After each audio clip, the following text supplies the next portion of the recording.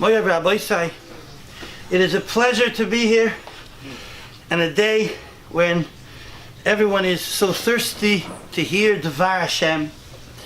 And obviously, what this day was always called, still is called, is the Bar Beirav the Chad Yoima. As you would say, the Talmudic student for one day. And it tells us, in one who used this great, beautiful motto, or this type of a headline, Bar Beirav the Chad Yoima, is a Gemara in Chagigah, which I believe everyone here knows. Gemara in Chagigah, on Hey Omid Beis, where it tells us about a certain very special Yid that wanted to have the elevation of Torah. And it was unbelievable in those days. In order to travel, it wasn't, you don't have any jumbo jets in those days. You had to go with these old boats. And it took a lot of time. Oh, was it a hard journey? A lot of storms. And it would take around 3 months for this person, for this holy Jew, to make it to where he wanted to get to the yeshiva. It took 3 months there. And then he would go back. He would have to be back at home. And it took another 3 months to get back. And he would stay just for one day. And there used to be some people that would mock him. That's where the name originally came from. They said, oh, he's the Bar Beirav, a Talmud Chacham or a yeshiva boy, the Chad Yoima for one day. He's the one day yeshiva boy. Now, that was something that disturbed one of the great Amoraim, who went and said a special drasha about it, that if you're coming and you're putting in so much koichos, so much effort, in order to have one day of the elevation of Torah, one day of being a Bar Beirav, it's worth and it's considered Ke'ilu Lomad Kol Hazman Kol Hashana Kula. That is what it says over there in the Gemara in Chagigah Daf Hey Omud Beis. Because the main thing that Kodesh Baruch Hu is looking for is the connection you have to the Torah. And the fact that you're putting in the time and the effort in order to be able to connect as much as you're possibly able to the Heilige Torah. That's what the Bar Beirav, the Chad Yoime, was in the time of the Gemara. It became a very famous thing called the Bar Beirav, the Chad Yoime. And the Heilige Rebbe, the Kalav Rebbe, Zechat Tzadik V'Kodesh Levracha, that very recently departed from this world, La'olam Shekulei Toiv. The Heilige Kalav Rebbe also saw that there was opportunity sometimes that people who are the whole time oisik, the parnasa, business, don't have time to devote so much to the learning of Torah. But then he found that there's this one day that you're able to fill because no one's going to work. And it's not a Yom Tif, officially. It's not a Yom Tif with Asr B'Malacha, there's no Chiyuv Sude. You're able to sit and learn. Wow!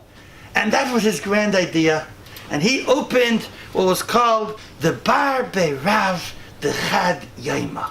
That was many, many years ago. I don't know how many years it is since the Kalav Rebbe thought of the idea of the Bar Beirav, the Chad Yoima. From there, it became very, very famous. And Baruch Hashem, today, we have it at all the different shuls and all different communities.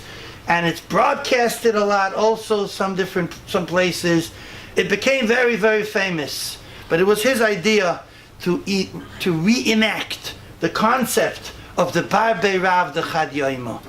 And I was thinking on the way here, there's a very beautiful story I once read about a certain Maggid shir that he would go and give a shir to Balabatim in Ramat Gan, I believe it was. And he lived in Bnei Brak. In those days, there was a small moshava, the time of the Chazon Ish. And he was a Maggid shir out there in this place called, I think, Ramat Gan, one of those places out of Bnei Brak. And there was a day that was terrible, terrible rain. It was pouring and pouring and pouring. And in those days, the roads also were not easy to travel upon. You can get muddy. Baruch Hashem, today it's a little better. But in those days it wasn't easy. And it was very, very rainy. And he didn't know what to do. Should he go? And through all the tircha, through all the bother, to come and give the cheer in Ramat Gan, where it's also going to be pouring. And who knows who is even going to come to that cheer. The shir kavua, it was a certain cheer that he gave every week. But, who knows if it's kedai to give it today. So he went to the Chazon Ish, and he's going to ask the Heilige Chazon Ish, what is das Torah in this situation? What is kedai to do? Should he or shouldn't he? And the Chazon Ish asks him one question. Is it for sure that one of the members of the shir is going to be there? And the Maggid shir thinks for a second. He says, yeah, that's for sure. There is one who lives very close, mamish, a few doors from where the shir is to be given, and he's a very staunch, devoted member of the shir. He's going to be there. I don't know about anyone else, but him for sure. Chazon Ish says like this, if that's the case, then you should go. And he told him why. He says, a Yid that has within his day a little bit of Torah, the uplifting, the elevation of the light of the Torah is so, so unimaginable. If it is even one Yid that will have an elevated day or an elevated week because he is going to come to the shir and he's going to absorb a little bit of the aura Torah, of that light of Torah, of the warmth of Torah, it's worth everything to go through the whole muddy roads and the tircha and the zman, the time that's put into it, the effort put into it, in order to elevate even one Yid. This is one of my favorite stories that I read, and it was a story about this Chazon Ish. And as I was thinking today, what does one say to an olam that are devoting themselves to what's called a Baba Rav, the Chad Yoime? It's this, I think, one of the most clearest ways of explaining what the to'eles, what the purpose, and what the gain there is in this gathering. The Baruch Hashem, the olam, is getting very, very elevated. Every speaker has his way of giving it over, or what he has to give over, and the olam using a one day in many, many days, but it's a one day in the middle of those days is a time that we're all able to walk away elevated people, to have within ourselves the Ora Torah, the Chamimis of Torah, and that's in a way also a tremendous preparation for the Yom of Matan Torah, that we're now in the days of Sefiras HaOmer, and we're counting towards Matan Torah. We're all looking forward to the day of Matan Torah. The best preparation is by getting an appreciation of Torah, and getting an appreciation and a connection to the Or and to the Chamimus of the Heilige Torah. So this, I feel, is the opening to the idea of the Baba Rav, the Chad Yoima. And it's Ke'ilu Lomdu Kol Hayomim Ha'acherim. As much as we put in our effort to, when it's possible, that you get the schar as if you've learned for much more time than just one day. Obviously, we're not talking about people that stam are battling and not coming and don't learn just because they don't feel like it. Usually it's balabatim that are able to do these they don't have so much time to be able to devote, and they would love to have more time, and then it's considered as if you've done it the whole time. Chafetz Chaim used to also speak about it. It's one of the big Yesodis. So I was thinking, this week's Parsha is a Parsha that has to do with speaking. Actually, that's what it's called. In America, it's Kedoshim. But here in Eretz Yisrael, we're in Parshas Emor. Emor is talk. And not only talk. How does the Parsha begin? Emor lekahanim b'nei Aaron v'omarta. Emor v'omarta. It begins with talking and talking and talking. And I was thinking on the way here that the word Emor is not stam a talk. It's a talk of Amira Raka, a soft talk. That's why when it says by the women, it's always famous, Koi Tomar LeBeit Yaakov. There's actually famous seminary called Kotomar.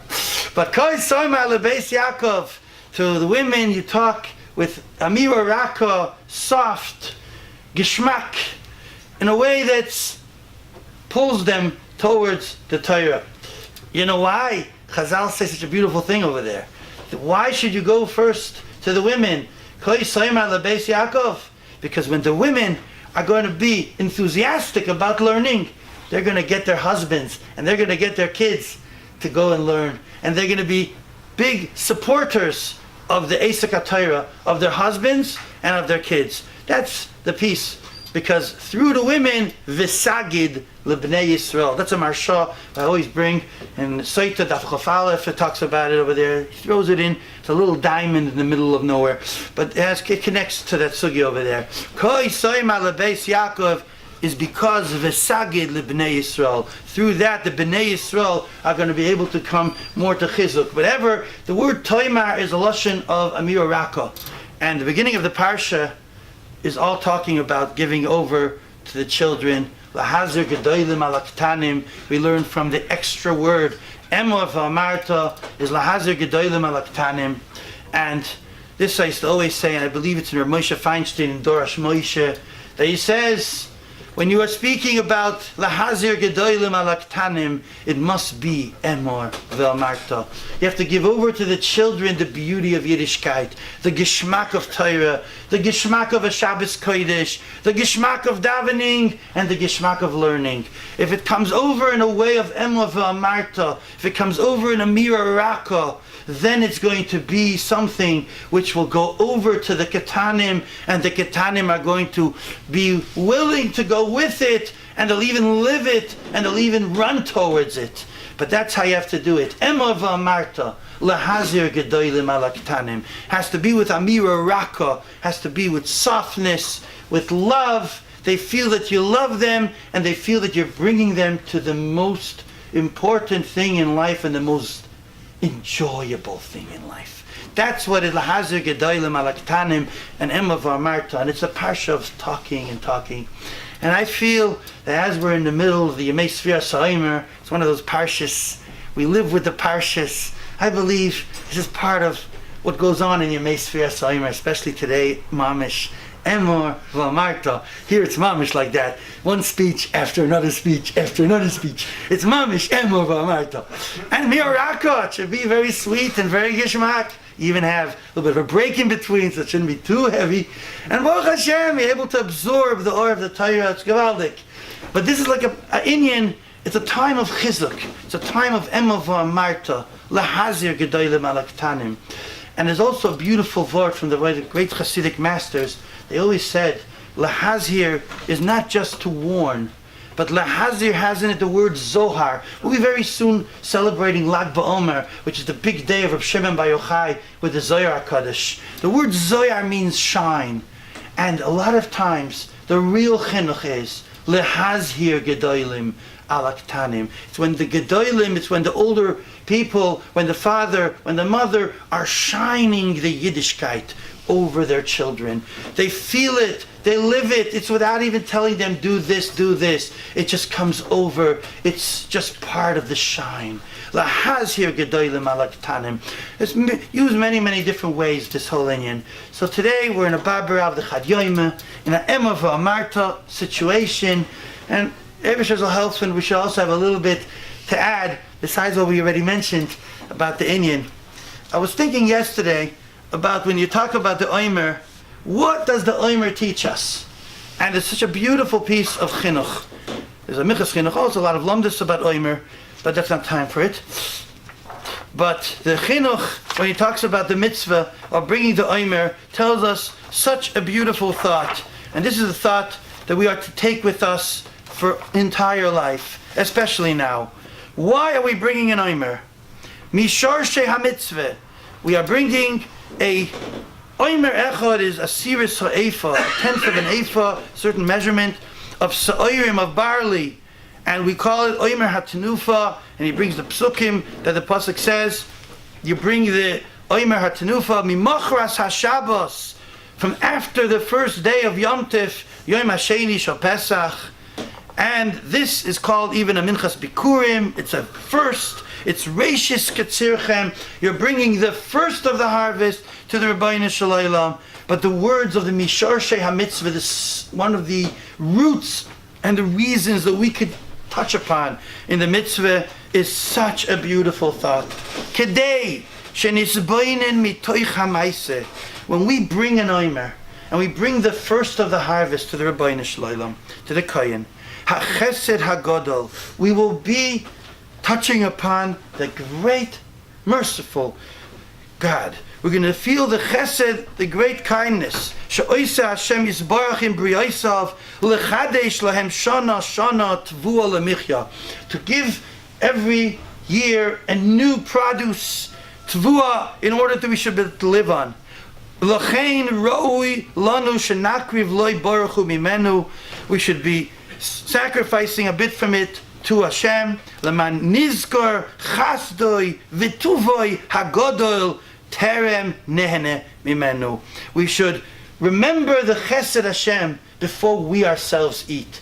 It's the chodosh. It's reishis ketzirchem. First, before we eat ourselves, it's like a bracha before you eat. It's to recognize who is the one who showered us with this sustenance, with this bounty. Who's the one who gave us such a gewaldige, beautiful world, and was mechadesh for us. Tvua lemichya, gives us produce that we're able to live upon, and we're able to serve Hashem with it. This is the chesed Hashem in the everyday. It doesn't look like a grand miracle. It looks very, very natural. You go around the moshavim, you go around the farm areas, and you see the tvua, you see the new wheat or barley growing. It's beautiful. And people look at it, wow, how beautiful is nature, how great is nature. And we are to see in this nature, there's only one power, one source of chiyus, one source of life, and that's the Rabbeinu Shalom. The Rabbeinu Shalom is in the nature, he's hiding. Like everyone knows, the word teva, which is nature, has in it the connotation of drowning. Tovea benahar. And it's because the Rabbeinu Shalom is in a way drowning within the whole nature, and many times maybe he's not even seen, and we don't perceive the Rabbeinu Shalom if we don't put in the time and the effort to try to feel where is the Rabbeinu Shalom in our life. So this is what the Omer begins with. The Omer tells us Rabbeinu Shalom wants us to know HaChesed HaGodol she'oiseh, that he continuously does with us. L'chadesh lem shana shana tevua lemichya. In other words, this is called the Nes Nister. It's a hidden miracle, and it's the beautiful lashon of the Ramban at the end of Parshas Boy, which actually I didn't ask to bring, but you could bring if you want. The famous Ramban at the end of Parshas Boy, where he tells us that from the most important ikrim of Yiddishkeit, of Emunah, is to know that Ein teva umikre shel olam klal. There is no natural, no nature or stam causes, natural causes. Ein davar kazeh. There is no such thing. Ela hakol b'gzeiras elyon. Everything is the Rabbeinu Shalom. This is the Ramban that the Reb Chatzkel Levenstein, the famous Mir Mashgiach, and afterwards in Panavish, he used to say it over and over and over again. And whoever was zeicha to hear it from him, he would become a maimin, she'ein l'shayar. Unbelievable. He talks so much about it. He says, where is it? Here he talks about this. Shenamin b'chol dvareinu mikreinu. It's end of Parshas Boi. Perak Gimel Pasuk Tes Tezayin, I believe. Yeah, it's Ramsh to the end. And it says all our words, all our situations, Kulam Nisim, Ein Bem Teva Min Hogay Shalaylam. That's what you have to know. But then the Ramban says something very beautiful. And this is also a very famous piece of Ramban. What's going to open us to the world of Nisim Nistarim, of recognizing the Rabbeinu Shalom in the natural world? And he says such a beautiful thought. Umin hanisim hagedolim hamefursamim, from the great and famous nisim, the ones that are very, very publicized. Odamoide benisim hanistarim. When a person thinks about the miracles, which you cannot deny that it's a miracle. You can't deny Yetzias Mitzrayim, all the wondrous makkos. This is not normal. Everything was against everything normal. There was Lamala Min HaTeva, and the whole going out of Mitzrayim was so supernatural because it was against all the witchcraft in Mitzrayim, all the kishif, everything fell in front of HaKadosh Baruch Hu. B'nei Yisrael yotzim biyad Rama, Klal Yisrael going out with this outstretched hand.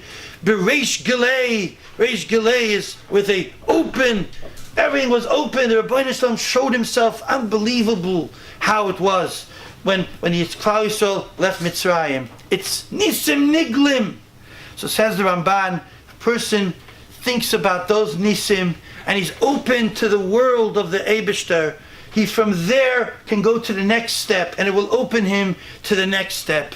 He'll be Moide Benisim Hanistarim. He will see the Rabbeinu Shalom in his everyday life. He will see the Rabbeinu Shalom in every act that he does. That is what the Ramban tells us. And this is a new word, a bischus, the tzibur.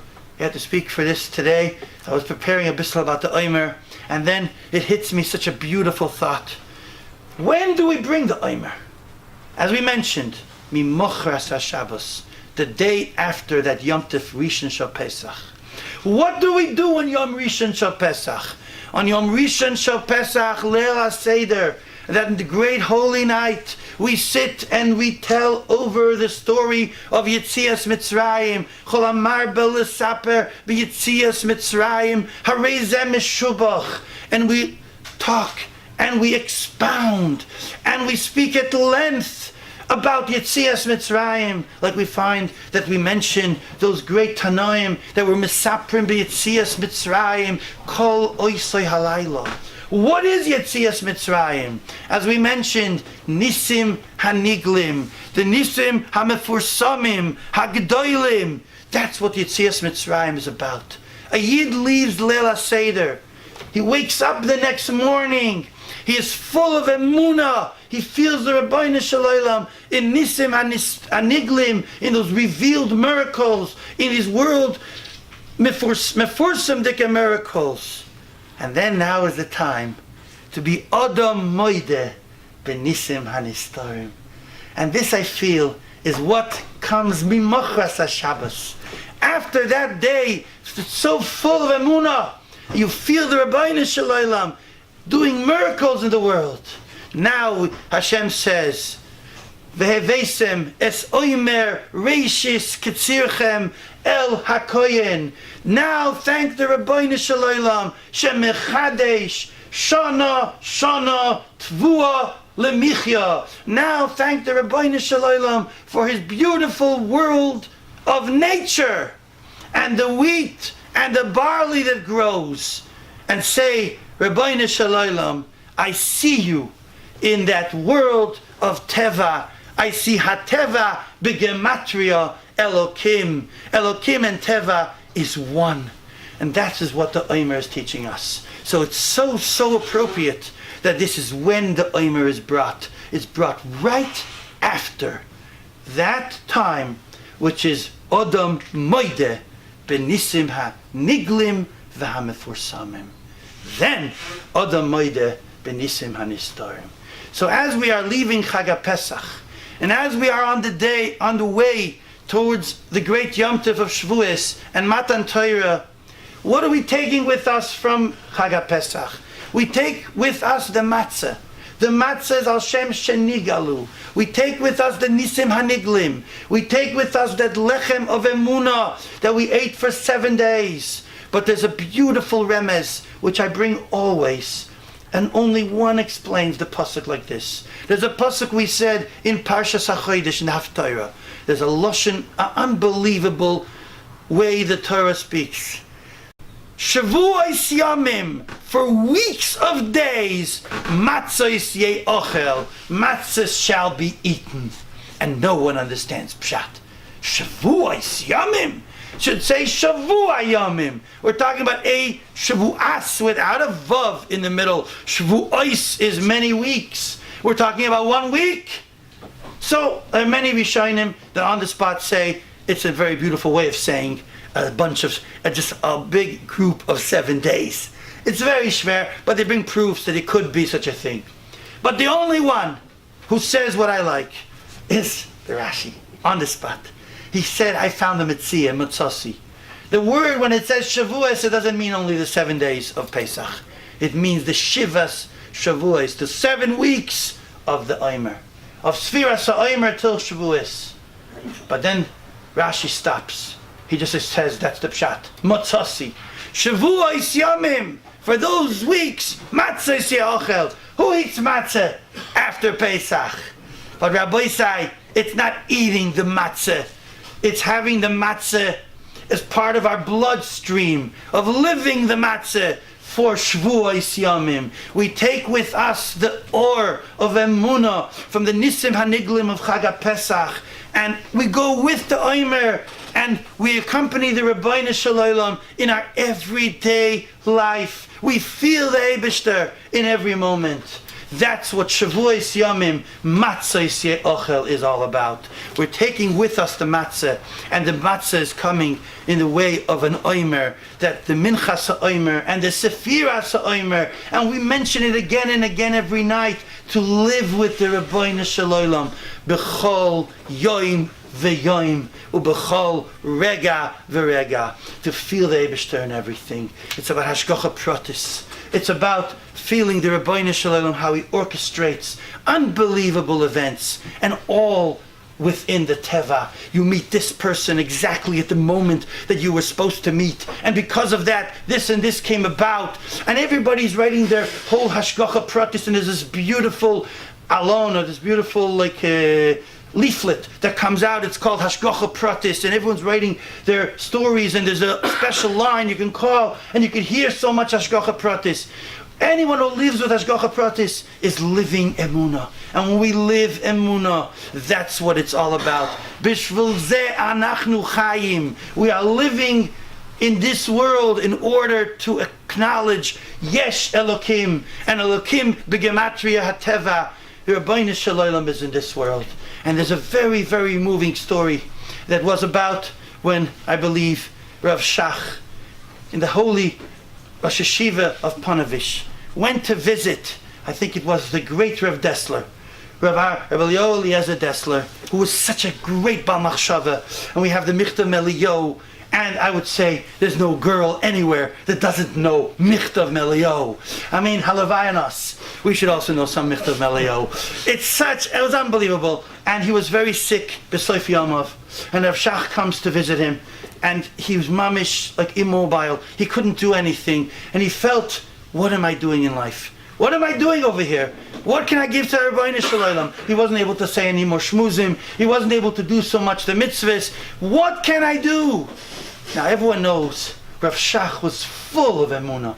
He would live emunah. He would talk emunah. In the middle of a shmuz, he would start talking about how an orange, with all the different parts of the orange, and the beauty of the orange, and all the chokhmah of Elokim, how much you could see in an orange. And it's really unbelievable. Rav Shach would go into tangents sometime in the middle of shir, and suddenly talk about emunah. It was unbelievable. So he says to Rav Dessler, Rebbe, there's one thing you could still do. You wake up, and you're living Yesh Rabbi Sholom. You feel, I'm living with the Rabbi Sholom. I am Amin. I believe Yom Iyun. You could think about Emunah. You could live Emunah. And that's what life is all about. It's worth it all. That's what you could do. Even if you cannot do any other mitzvahs, and even though you can't give any other siches, and even though you can't do anything else, but to live emunah, that alone is worth. And this, I always bring the story from the Heilige Reb Chatzkel Abramsky. Chatzkel Abramsky was in Siberia, and he had very much the same type of situation. It wasn't that he wasn't able to do mitzvahs because he was sick, but it was the opposite. He was so busy, he had to work, he was slave labor. It was mamish terrible. And he hardly had time to learn, hardly had time to do anything. And he would wake up in the morning, and he would start Moida Ani lefanecha, Melech Chai v'Kayam, Shechzarta bi nishmasi, B'chemla Rabba, or B'chemla. He would say, Rabbi Sholom, you gave me back my neshama. For what kind of day? For another day of slave labor? For another day I can't do mitzvahs? For another day that I can't even serve you? What am I doing? Why am I thanking? How can I say, Moida ani lefanecha, Melech Chai v'Kayam? You give life, because you are the source of life. Shechzarta bi nishmasi b'chemla. And then he suddenly screams to himself, Rabba emunasecha, how great is to live with your emunah. That's what I could do. I could accept be'ava what I'm going through. I can come close to you. I could live emunah. That's enough. That's what Rav Shach told then to Rav Dessler, I believe. And that's what Rav Chatzkel Abramsky said, that beautiful taich in Moida Ani. It's not the simple pshat. Usually I think you say, whatever, it's a different pshat, Rabba Munasecha. Even though you say Bechemla and you make a comma there. But Rabba Munasecha, there has a different pshatim. What we mean. But this is what he felt in Siberia. And it's something so beautiful when we live a life of emunah. When we give that over to our children. When we feel the Rabbeinu Shalom in our lives. Rabba Emunasecha says as a grace, such a beautiful, such a great life it is. V'kol shekain that we're zoicha to do mitzvahs. V'kol shekain that we're zoicha to be megadol doyres yishorim. V'kol shekain that you're able to come to such a beautiful bar beirav the chad yoime. How much we have to thank Moida ani lefanecha Rabbeinu Shalom. Thank you for giving me life. Thank you for waking me up today, so I should be able to come and get closer to you, and I should become elevated by the Or HaTorah, by the Bar Barav, the Chad Yoimeh, that I should connect to the Or and the Chamimis and the Emes of Torah. This is what we are here for. This is what we're connecting to in these days, in the days of the Omer, in the days of remembering Shakadosh Baruch Hu Mechadesh, Shana, Shana, Tvua Chadasha. And it's at the beginning of the Kitzir. We have to put this into our hearts. We have to be mashrashit belev, reishis kitzirchem, the beginning. We shouldn't have even a moment to think that it's me, even a moment to think it's just natural. And as I was just coming over here, with this I can conclude, the one who took me all the way to this place told me also a very beautiful word. I told him about the chinuch, and he told me, I think I read something similar to this about Birkas HaIlanos. Birkas HaIlanos, we go out in the days of Nisan, when the Ilanos are melavlevim, we see suddenly it's starting to grow.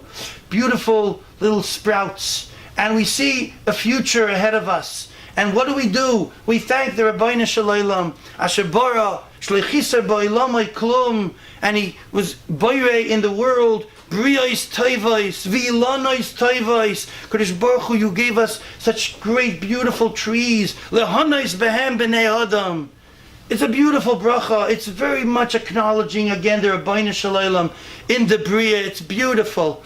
But he read the following. Why do we do this? Not when the fruit is already there at full bloom. We do it as you see the Ilonos Melavlevim. So he told me, with what you said about Reishis Ketzirchem, you can understand it. And he read about it somewhere, that is the same Yesod. And the Reishis, before we even have a chance to continue on and maybe think it's me and think it's nature. No, immediately. Roya Ilonos Melavlevois, Reishis Ketzirchem, El HaKoyin. Thank the Eibishter, Asher bara ilonois toivois lehonois bahem b'nei ha'adam. Feel the Rabbeinu Shalom in your everyday. Feel the Rabbeinu Shalom in his gewaldike hashgacha pratis that go and try to note when you have a story that happened to you.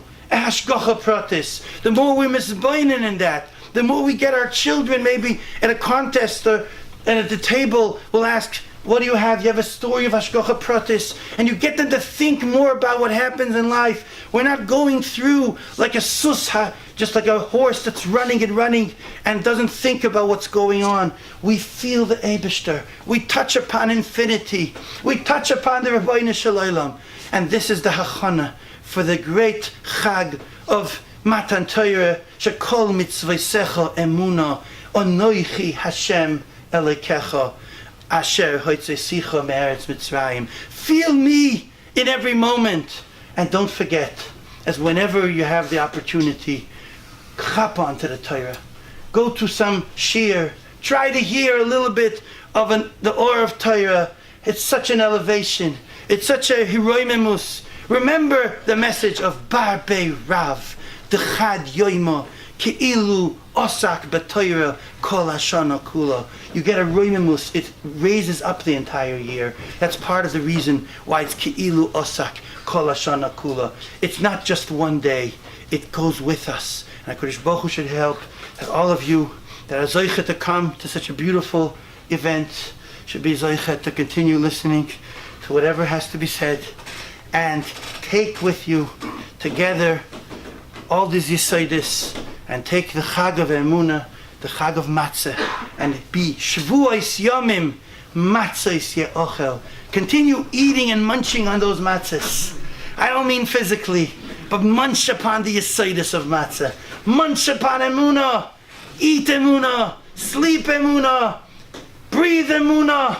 Like Rav Chatzkel Levenstein would say, V'tzadik b'emunasoi yichyeh. The life is with Emunah. Me'est Emunah. Mishlaft Emunah. U'megeit Emunah. Everything's Emunah. You go for a tiyul. You see the Eibishter. Go and see the Rabbeinu Shalom in every moment. And as we're megala that emes, we'll be zoiche, that the Rabbeinu Shalom should be megala his honor. And ki meitzeischa me'eretz Mitzrayim, ar'enu niflois ne'um Hashem. We be zoiche in these days, b'schus HaTorah, and b'schus the Eisek HaTorah of Klal Yisrael, for all the Talmidei Chachamim and the Bochrim of Yeshivas that just started the beautiful new Zman, the koyach of Torah, that should protect us. Torah Magno Matzle. That's what Rav Gershon Edelstein Shlita said. That at the end of Ben Azmanim, the world was still devoid of Torah so much, a whole month. So it became so dangerous. And even with that, so many miracles. Al Shem HaOsid. But when it started the Zman, he says, now we have protection. Now we have an iron dome. That nothing will come and nothing will be able to do anything. And that's the Koyach HaTorah. We be Zoiche, the Kor of Mamish, to Bias Mashiach Tzidkeinu, and to Or Chodosh Al Tzion Toir, V'nizke Kulanu Yachad B'mheira Le'oiroi B'mheira B'yameinu Amen V'Amen.